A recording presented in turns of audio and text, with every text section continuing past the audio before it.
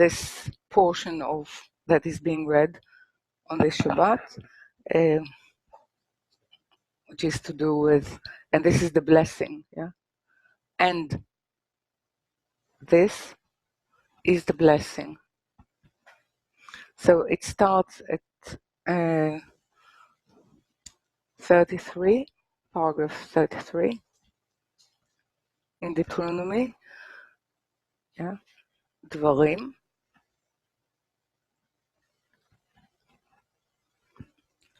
It's verse 1, yeah. So it's paragraph 33, verse 1. And this is the blessing wherewith Moses, the man of God, blessed the children of Israel before his death. Okay. So if we, let's say, if I would translate it more accurately, it should have been where with Moses, God's man. Why I'm saying this? Because it's the two position. It's the human or humanity with godly. So, and everything that is godly is infinite and eternal. And everything that has to do with human is temporary and has to do with end and with death. So what the blessing is an eternal uttering for a temporary life. And it can happen, we can get it, or it can be uttered or bestowed by a human, an Adam, who actually has managed to hold those two opposition in himself, the godly and the human. So on the verge of his death, which is the most human expression of his life, he is actually managing to express the godly part. So this is basically the whole feature of Sukkot, of tabernacle, because tabernacle in itself, yeah, it's a place that holds the impossibility of holding. It's impossible to hold something that is infinite and eternal in a vessel or in a structure that is temporary. But in the desert, with let's say with the preparation and processes that actually brings out that part in human that can hold it for the process of preparing oneself to reform that which was possible before the shattering, yeah, before the system and the form of all spirits were shattered. So this is why I'm saying it's one of the most important point and the most universal.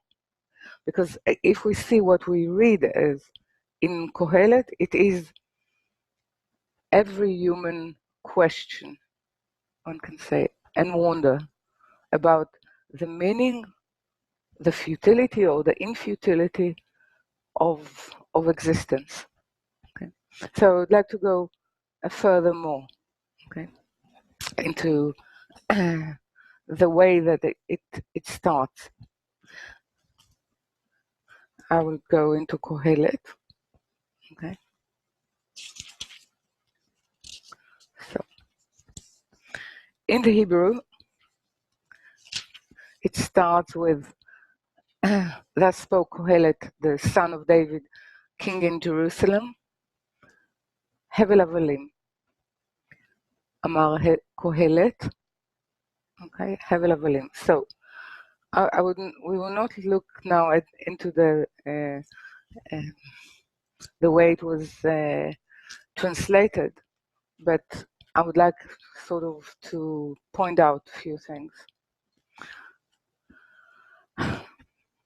You could see that if we're speaking about that which occupies humanity is their ending or their death or the knowing of their finite existence. So one can say that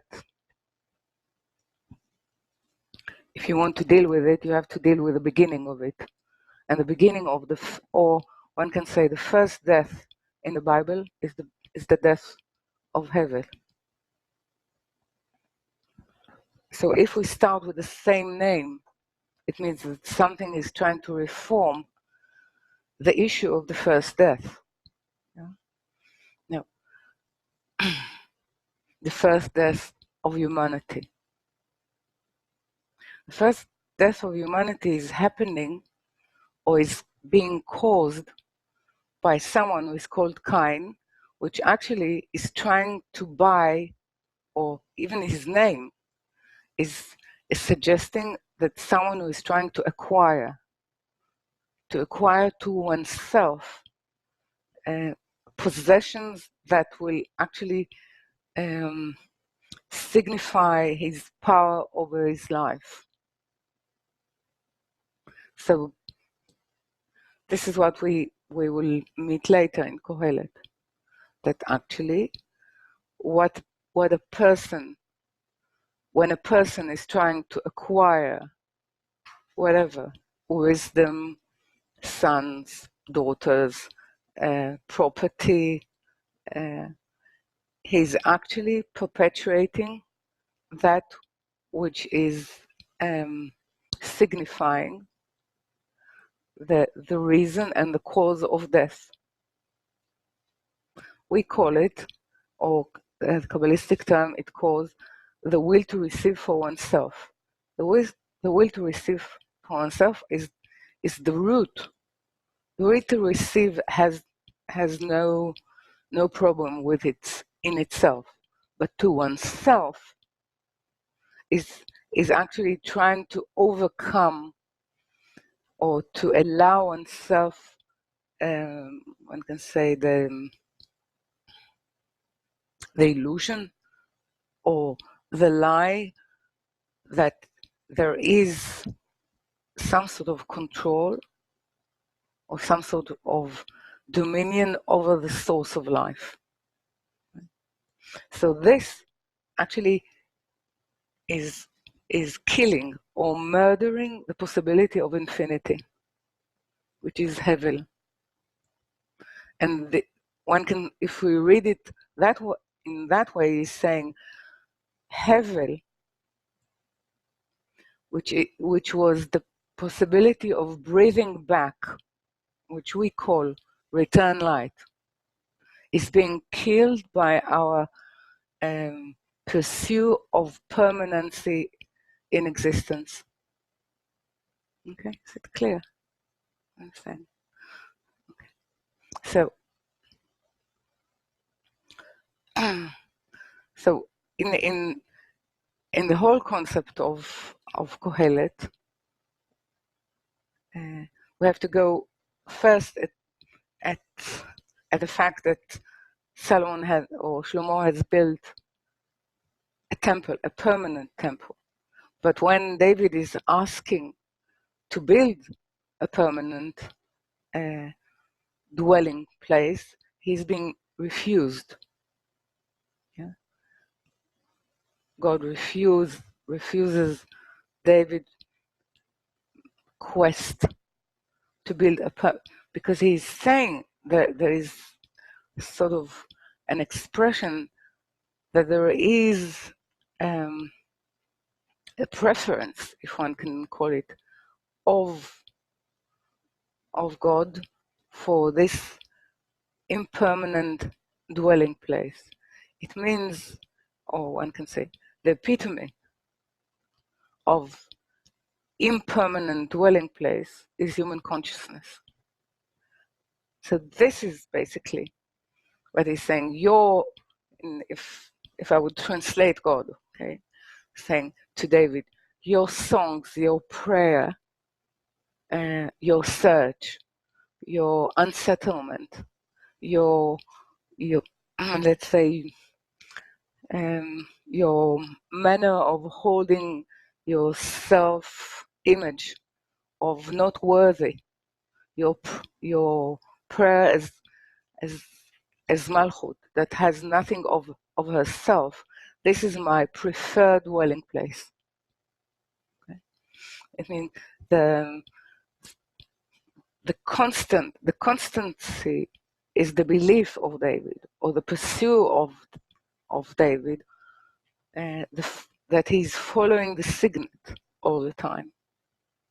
So one can say that it is almost clear that if there would be a permanent house, a permanent home built for the higher, it will be destroyed. And not once, but twice. So we can think about what is the way we speak about third temple, or how it is expressed. It is said that actually is rising the falling sukkah, or the falling tabernacle of David.